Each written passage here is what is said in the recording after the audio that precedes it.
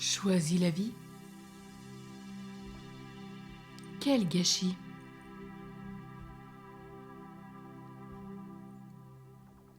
Je me retourne sur ma vie et je pleure devant tant de gâchis. J'ai vécu si longtemps dans l'ignorance de mon être profond. J'étais une marionnette, un singe savant qui exécute les tours qu'il a appris.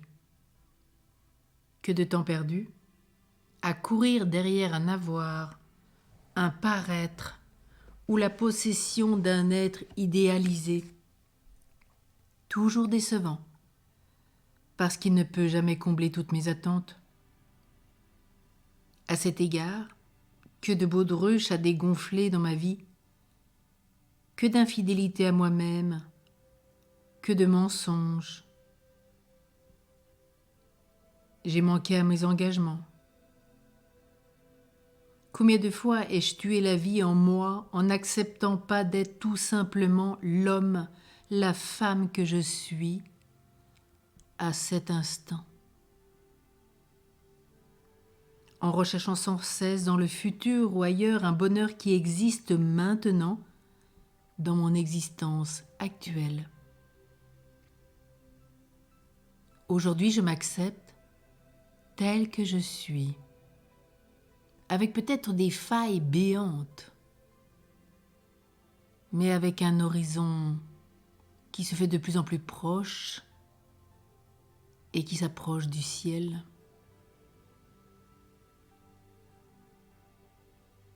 Si je suis partie, si j'ai quitté mon conjoint, si j'ai rompu des vœux de religieux, monastiques ou un engagement sacerdotal, j'apprends à me voir avec tendresse, avec le regard de Dieu, pour moi et sur moi. Dieu me prend tel que je suis, aujourd'hui, ici et maintenant. Contempler la vie de Marie de Magdala, de Charles de Foucault, de Paul, de tant de saints qui peut-être ont montré des failles béantes. Oui, Marie Magdala était la grande pécheresse, cette femme qui se prostituait parce qu'elle n'avait pas trouvé l'amour de Dieu et que l'amour était une faille béante en elle. Elle cherchait l'amour véritable, mais quand elle a trouvé le Christ, elle a changé sa vie véritablement. Elle a été bouleversée, transformée. On nous dit bien qu'au matin de la résurrection, encore elle se retourne. Non seulement physiquement, mais encore spirituellement, elle va d'étape en étape, de croissance en croissance. Elle est la grande sainte Marie-Madeleine. Que t'en prie aujourd'hui? Elle est le 14e apôtre déclaré par le pape François.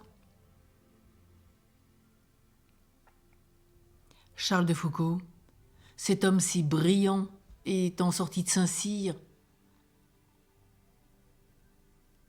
brillant dans l'ordre militaire, brillant intellectuellement. Il a connu la vie dans toute sa mondanité. Et c'est bien l'abbé Huvelin qui lui a dit « Mets-toi à genoux, confesse ta vie ». Et sa vie a été transformée grâce à cette rencontre. Et il est devenu cet homme, ce missionnaire au cœur de feu, parti en Algérie, Tamanrasset, avec les Touaregs. À Tizi Ouzou, il a œuvré. Il a œuvré avec les frères musulmans. Il dit qu'il a beaucoup appris avec eux, en arrivant en Algérie. Puis après, les musulmans sont venus le voir. Quel chemin de conversion dans cet homme, 7 heures d'adoration chez les Clarisses, à Nazareth, à genoux. Lui qui menait une vie particulièrement très mondaine dans tous les sens du terme. Paul avait bien aussi cette faille béante, cet homme qui avait été élevé à l'école de Gamaliel, oui, ce Saint Paul. Cet homme au cœur de feu qui voulait tuer les chrétiens et qui les faisait tuer. Et rappelons-nous cette grâce avec le martyre d'Étienne. Étienne prie. Intercède pour Paul déjà. Ananie va prier pour lui. Il est devenu Saint Paul, l'apôtre des nations.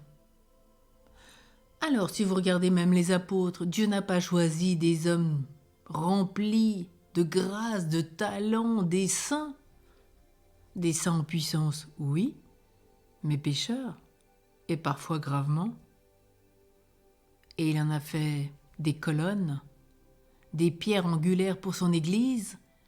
Alors donc il y a une place pour tout le monde, même si on pense avoir gâché toute sa vie, jusqu'à aujourd'hui. Eh bien, à partir d'aujourd'hui, je peux vivre cette transformation, ce chemin de retournement. Je peux venir à la grâce de l'amour de Dieu et tout changer radicalement, pas parce que je le veux, simplement je dis fiat et je laisse Dieu agir en moi. Dieu me transforme d'étape en étape. Alors il ne sert à rien maintenant de s'attarder sur le gâchis de sa vie. Confessons le péché si tel est le cas. Dès que l'absolution est reçue, on se lève, on part, on va, on marche. Dieu nous veut debout, ressuscité, vivant, témoin. Dieu me donne une chance tous les matins. Rappelez-vous le livre des Lamentations 3:22. Les grâces du Seigneur se renouvellent chaque matin. Toutes les grâces. Sommes-nous prêts à les prendre, à les accueillir, ou tournons-nous le dos encore à Dieu?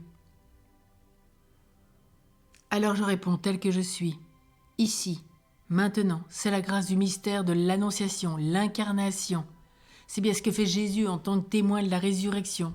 Il vit le moment incarné, le moment présent. Et j'apprends à servir Dieu autrement. Et de ce fait, je sers mes frères autrement. Oui, aujourd'hui, il y a un retour possible.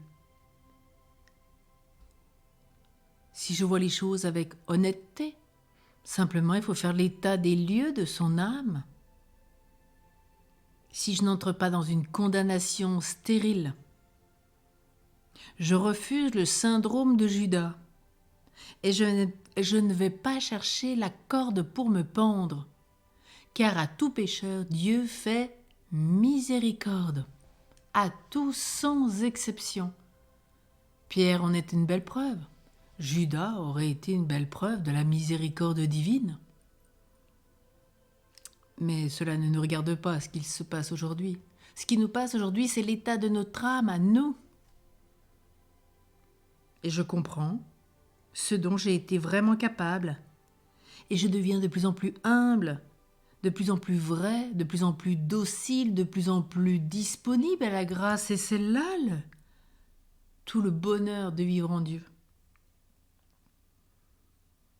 Oui, moi qui avais peut-être des paroles de jugement faciles pour les autres.